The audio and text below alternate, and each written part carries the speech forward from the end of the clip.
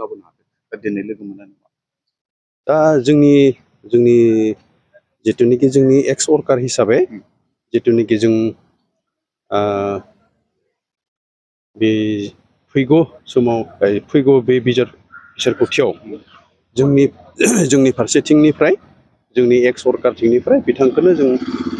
जोंनिफ्राय सेन्ट्रेलनिफ्रायबो जोंहा माबा दोङो बुंखानाय सावरायखानाय दंखायो जिहेतुनिखि जों इउपिपिएलखौनो जोंनिफ्राय जों एक्स वर्कारनिफ्राय जों बयबो जोंनि जेसेबांखिनि सेन्ट्रेलावनो जा बा जोंनि आन्चलिक वाइसआवनो जा बा प्राइमारि एरियायावनो जा बे जों बिथांखौनो जों दिनै जों सापर्ट खालामखागोन आरो जोंनि माखासे जेसेबांखिनि एक्स वर्कारफ्राबो जों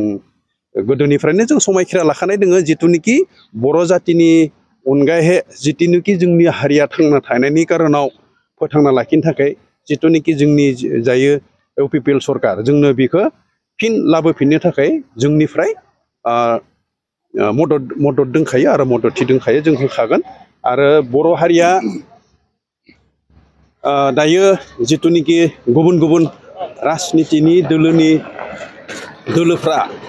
जोंनि जिथुनिखि बर'नि मोनथायखौनो आरो फिनहै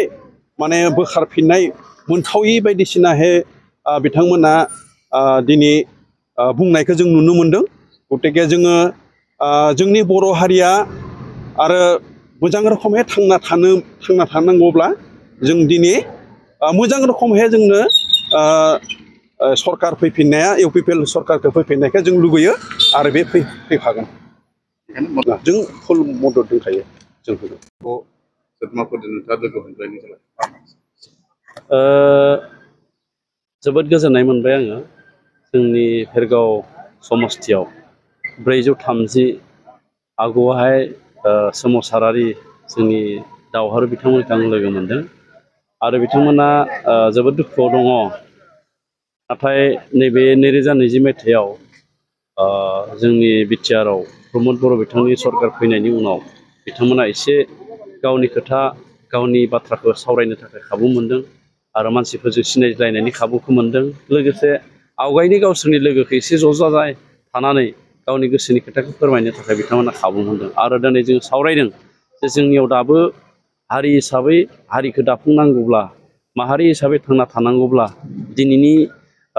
गोदान जोलै आरो बिथांमोन जों बयबो खौसे जानानै जातीयताबादखौ जों फोथांनानै लाखिनांगोन आरो जातीयताबादखौ फोजोबोब्ला बर' माहारिया बुहुमाव थांना थानाया गोब्राब जागोन दा बेखायनो बेबायदि बाथ्राखौ जों दिनै गोलावै सावरायनाय जादों आं बिथांमोनखौ साबायखर जासिदों आरो आंनि सिबिनाय आरो खुलुमनायखौ बिथांमोननो जासिदों अदेबानि आङो थांनाय 12 आगस्टआव जोंनि भेरगाव समस्थियाव थानाय सा 112 मुंख्लं न'खरनि सोद्रोमानो 12 जननो बेटारि रिक्सा आरो माखासेनो जोङो हम सलार राननानै होबाय आरो दिनै आं खोथा होदों जोंनि 32 नं भेरगाव समस्थियाव जेसेबांखिनि आगुनि बड'लेण्ड सोमावसारारि जोंनि दावहारु बिथांमोन दङ जोंनि सरकार फैनाय लोगो लोगो जों बिथांमोना न'खरा सोलिनो हानाय बिथांमोननि माखासे राहा आं बेखौ खालामना होनो नागिरदों सोरबा फिसारि खालामनो हागोन आरो सोरबा दाउ फिसिनायनि थाखाय राहा लायोबा दाउ फिसिनो हागोन आरो सोरबा बोरमा फिसिनाय अमा फिसिनाय ना फिसिनाय बा डायरि फार्म गाइखेरनि फार्म बिथांमोना बानायनो हागोन आरो लोगोसे सेरिकालसारनिबो माखासे जोंहा प्रजेक्ट दङ बेखौबो बिथांमोना लानो हागोन बेखिनि बेबस्थाखौ आङो बिथांमोननो खालामनो नागिरदों आरोबाव ब्लेक पेपारनि खेथि खालामनो हागोन बिथांमोना गलमरिचनि जिहेतु जोङो मोनसे कम्पानिजों टाइप जाबाय गलमरिचनि फुलि जातिसालुकनि फुलिबो जों बिथांमोननो होनायनि थाखाय साननाय जादों जायखिजाया बिथांमोनखौ नागारनानै जोंनि हारिया जिहेतु